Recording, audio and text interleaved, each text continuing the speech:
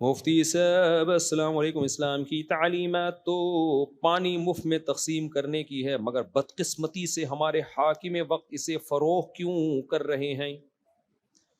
اربوں روپے کے کاغذ کے ٹکڑے کما رہے ہیں اور عوام 10,000 کے ٹینکر خریدنے پر مجبور ہیں۔ یہاں ریاست کے فرائض اور عوام کے فرائض کیا ہیں؟ آپ ہمیشہ ریاست کے ظلم و ستم سہنے کی بات کرتے ہیں، اس کی کیا وجہ ہے؟ اس موقع کا غیر جانبدارانہ بیان در حق ظاہر کریں۔ میں بھائی ریاست کے ظلم و ستم سہنے کی کبھی بھی میں بات نہیں کرتا کہ تمہیں ریاست کوٹ رہی ہے تو تم کھاتے رہو پٹتے رہو۔ میں صرف کہتا ہوں مسلح بغاوت مت کرو۔ مسلح بغاوت سمجھتے ہو؟ اسلحہ لے کے ریاست پہ چڑھنے کی کوشش مت کرو، اس سے خون خرابہ ہوگا اور ملک چلا جائے گا اسلام دشمن قوتوں کے ہاتھوں میں۔ اسلحہ نہ اٹھاؤ، اس کے علاوہ جس طرح سے احتجاج کر سکتے ہو کرو، کیونکہ شریعت نے ہمیں ریاست کے اگینسٹ اسلحہ اٹھانے سے منع کیا ہے۔ اگر پاورفل ریاست ہے کوئی، افغانستان میں کوئی پاورفل ریاست تھی نہیں، موبائل صدر تھا، جدھر جاتا تھا حکومت اسی کے ساتھ جاتی تھی، ٹکڑوں میں بٹے ہوئے تھے۔ تو پاکستان میں جو بھی ہے، بہرحال صحیح حکومت ہو غلط حکومت ہو، ہے ایک پاورفل اسٹیٹ۔ تو جب آپ اسلحہ اٹھاؤ گے تو آپ کے ہاتھ میں کچھ بھی نہیں آئے گا، اس سے خون خرابہ ہوگا۔ وہی حشر ہوگا جو لیبیا میں ہوا، وہی حشر ہوگا جو عراق میں ہوا۔ اور اس کی مثال ایسے، آپ ایک پھل کاٹنے کی کوشش کر رہے ہو، ٹوکرا آپ کا دشمن رکھ کے بیٹھا ہوا ہے، پھل تو آپ کاٹ دو گے لیکن اس سے انجوائے آپ کا دشمن کرے گا۔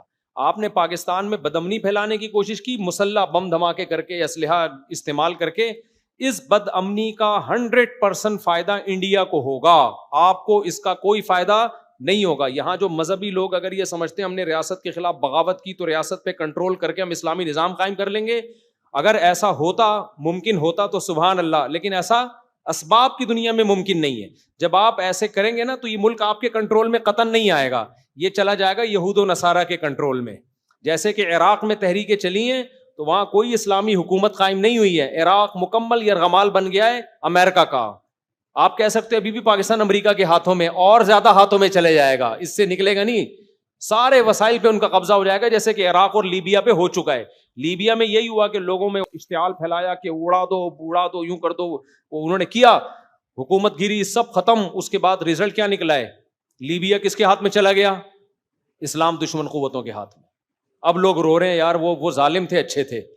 تو میں کبھی بھی ظالم حکومت کو فیور نہیں کرتا اور کبھی بھی ان کو فیور نہیں کرتا۔ یہ جو ٹینکر، میں جتنا ہر مہینے میرے گھر میں جو ٹینکر آ رہا ہے، تمہاری سوچ ہوگی کرایہ گھر کا اتنا نہیں ہے جتنا کمبخت ٹینکروں پہ خرچ ہو رہا ہے، تو میں اس گورنمنٹ کو فیور کروں گا کیا؟ میں پاگل ہوں؟ سمجھ آ رہی ہو؟ سب سے زیادہ تو میں بھگت رہا ہوں۔ یا تو حکومت مجھے فری میں ٹینکر دے رہی ہوتی ہے نا، کہ مفتی صاحب ہمارے خلاف ایک لفظ نہیں بولنا، 6 ٹینکر ہماری طرف سے فری۔ پھر آپ مجھ پہ الزام لگاتے کہ مفتی صاحب حکومت کے پٹھو ہیں، حکومت کے خلاف بولتی ہیں۔ میرے تو زیادہ نقصان ہو رہا ہے، آپ کی فیملی چھوٹی ہے، میری فیملی بڑی، آدھا سندھ تو میری فیملی سے بھرنے والا ہے۔ سمجھ رہے ہو؟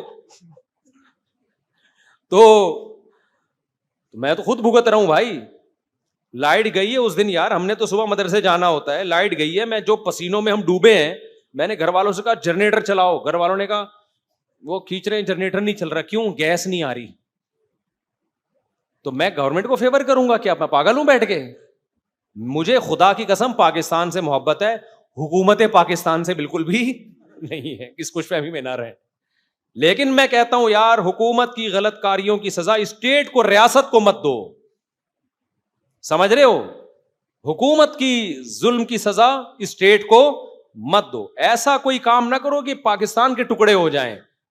بھائی ہمارا ملک ہے، بچانا بھی ہم نے ہے، بنایا بھی ہم نہیں تھا، بچانا بھی کس نے ہے؟ ہم نے۔ ظالم حکومت کبھی آتے ہیں، کبھی اچھا آئے گا، کبھی برا آئے گا۔ تو جو پازیٹو وے میں کام ہو سکتا ہے وہ لازمی کرو، چپ کر کے نہیں، میں لیکن پازیٹو وے میں کام کرو، ایسے جذباتیت سے کام نہ کرو کہ لینے کے دینے پڑ جائے۔ یہ ہمارا موٹیو ہے، اس کو لے کے ہم چل رہے ہیں، سمجھتے ہو؟ ایک فوجی آیا، کل کی بات ہے، کہہ رہا ہے میں ریٹائرمنٹ لے رہا ہوں، میں ایسی ملک میں نہیں رہ سکتا جس میں یہ ہو فلانا ہے۔ میں نے کہا خدا کے بندے، تیرا کام ہے بارڈر کی حفاظت کرنا، یہ انتہائی مبارک کام ہے۔ اگر یہ استعفے دے گے تو آگے کون گھسائے گا؟ پھر بارڈر انسیف ہوگا، انڈیا گھس کے کھا جائے گا ہم لوگوں کو۔ تو تم ملک کو کیوں سزا دے رہے ہو بھائی؟ اگر تمہیں کسی جرنیل سے اختلاف ہے، کسی فوجی سے تمہیں آفیسر سے اختلاف ہے، تو اسٹیٹ کو کیوں سزا دے رہے ہو اس کی؟ اس کو میں نے اتنا موٹیویٹ کیا, میں نے کہا خدا کے بندے, جہاد ہے یہ ملک کی حفاظت کرنا, بارڈر کی حفاظت کرنے میں کوئی دو رائے ہو سکتی ہیں کیا؟ ہاں, ہم کبھی نہیں کہتے کہ تم سے اگر کوئی ظلم کروا رہا ہے 100% یقین ہے کہ ظلم ہے, تو پھر کبھی بھی نہیں بات مانی جائے گی, کسی آفیسر کی نہیں مانی جائے گی اگر وہ, لیکن یقین ہو کہ 100% ظلم ہے. بعض دفعہ آپ کو لگ رہا ہوتا ہے ظلم ہے, حقیقت میں ظلم نہیں ہوتا, لیکن بہرحال اگر 100% ناجائز کام کروایا جا رہا ہے تو پھر تو اطاعت جائز نہیں ہے. لیکن بارڈر کی حفاظت کرنے میں کون کہہ سکتا ہے کہ یار, تو عجیب دماغ میڈیا نے جو ہے نا وہ اتنی پروپیگنڈا کر کے لوگوں کے دلوں میں اسٹیٹ کی نفرت پیدا کر دی ہے. بھائی دیکھو, مشکل حالات میں ہی جینا, مشکل حالات میں ہی ملک سے محبت کرنا. جب پاکستان اگر بالفرض اسٹیبل ہو جائے, نوٹ آنے لگیں, پھر سارے محبت کریں گے ملک سے.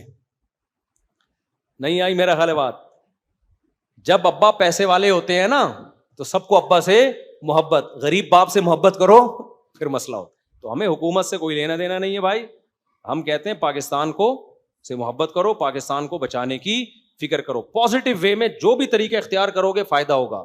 لیکن اگر یہ شدت پسندی کی طرف گئے تو اگر آپ لوگ کے ہاتھ میں اسٹیٹ آ جاتی ہے اس طریقے سے تو بہت اچھا ہوگا یار, میں کہتا ہوں, لیکن آئے گی نہیں.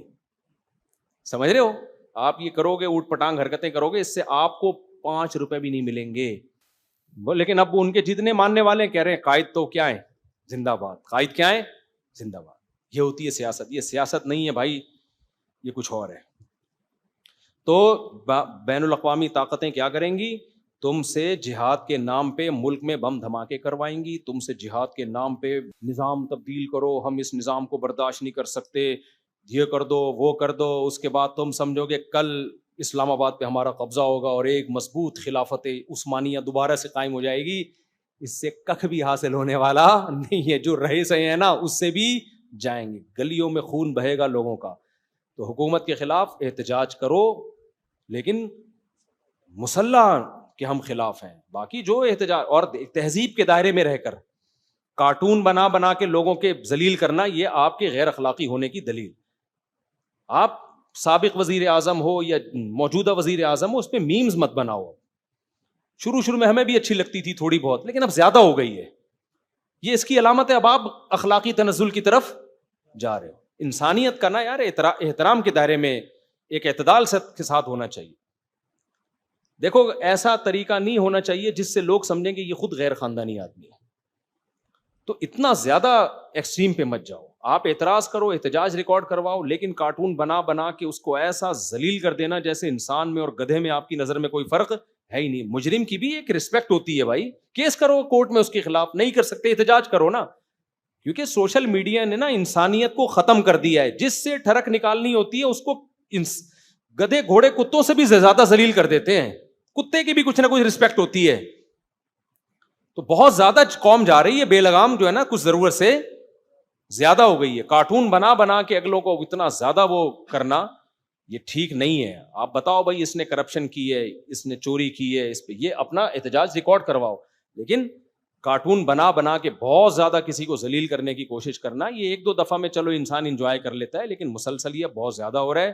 اتنا ہو رہا ہے کہ اس سے ہماری اخلاقی تربیت کا پتہ چل رہا ہے کہ یہ قوم کوئی خاندانی قوم بولو نہیں ہے. ان لوگوں کو نہ اختلاف کا پتہ ہے کہ کیسے اختلاف کیا جاتا ہے, نہ اظہار رائے کا پتہ ہے کہ رائے کا اظہار کیسے کیا جاتا ہے. تو تمیز تھوڑا سا سوشل میڈیا پہ لانے کی بولو ضرورت ہے, تھوڑی سی تمیز لانے کی ضرورت ہے. تو یہ میرے پرچی کا جواب ہو گیا کہ ہم ظالم حکومت کے خلاف, احتجاج کے خلاف نہیں ہے. آپ جو پازیٹیو وے میں کر سکتے ہو کرو, لیکن ملک میں افراتفری نہ پھیلاؤ, انارکی نہ پھیلاؤ ملک میں. اس سے ملک کو, ان حکمرانوں کا 2 ٹکے کا نقصان نہیں ہے. آپ جب توڑ پھوڑ کرتے ہو تو آپ کا کیا خیال ہے وزیر اعظم اپنی جیب سے وہ سڑک بنائے گا؟ بھائی آپ نے مزدہ جلا دی, یا رکشے جلا دی, یا گاڑیاں توڑ دی, تو یار رکشے والے کا بیچارے کا تو بڑا غرق ہو گیا نا. حکومت کی جیب سے کچھ بھی نہیں جاتا. پاکستان میں ایسا نہیں ہوتا کہ اپنی جیب سے کوئی وزیر اعظم ریپیئرنگ کروا رہا ہو کنٹری کی. بھائی وہ پھر IMF سے قرضے لے گا اور وہ چند دنوں کے بعد اتر جائے گا, ہم قرضوں میں ڈوبتے چلے جائیں گے. تو ابھی الیکٹرک کے خلاف احتجاج ہو رہا تھا, وہ بڑا اچھا احتجاج ہو رہا تھا. ایسے پرامن طریقے سے احتجاج کرو, روڈ پہ آ کے نا آرام سے تمیز سے بیٹھ جاؤ. بولے تمہارا باپ جب تک بجلی نہیں دے گا اس وقت ہم روڈ سے اٹھیں گے نہیں. تو دے گا، ان کا باپ بھی دے گا انشاءاللہ. کیا خیال ہے؟ یہ والا احتجاج تو کرو، کر نہیں رہے ہیں لوگ. کراچی کی عوام ایسی سست ہو گئی ہے نا کہ ان کو جتنا مرضی نچوڑ لو، انہوں نے پرامن احتجاج بھی نہیں کرنا. اب جو ڈاکوؤں کا جو راج ہے، اس پہ بھی تو احتجاج ہونا چاہیے نا. آپ روڈ پہ آگے بیٹھ جاؤ بھائی، دھرنے مار کے بیٹھ جاؤ. کیا خیال ہے؟ ایسے بیٹھ جاؤ کر کے اپنا شربت وربت نیمبو ویمبو گلا کے نا سبیلے لگا لو. بولو جب تک کراچی میں یہ خون گرنا بند نہیں ہوگا ہم روڈ سے ہٹیں گے نہیں. تو انشاءاللہ چند دنوں میں ٹھیک ہو جائے گا. گورنمنٹ کو پتا ہے یار، روزانہ ان کی گلیوں میں 6 بندے بھی مارتے رہو، بس تعزیت کے لیے چلے جائیں گے. اوکے، تو آپ کے یہاں بھی ہمارے یہاں کل ہمارا مر گیا تھا، آج آپ کے یہاں مر گیا. اللہ دونوں کی مغفرت فرمائے. صبر میں اللہ نے بہت ثواب رکھا ہے. تو پتا ہوتا ہے حکومت کو یہ اس سے آگے ہلنے والی قوم نہیں ہے. تو پرامن احتجاج کرو لازمی. ہم اس میں آپ کو موٹیویٹ کر رہے ہیں، لیکن ہونا پرامن ہی چاہیے. زیادہ ادھر ادھر جانے کی کوشش کی، رکشے جلا دیے، ٹائر جلا کے اس کی دکان جلا دی، او بھائی اس سے گورنمنٹ کا نقصان نہیں ہوگا، اس سے نقصان کنٹری کا ہوگا، میرے اور آپ کا نقصان ہوگا. یہ کام مت کرو. سمجھتے ہو؟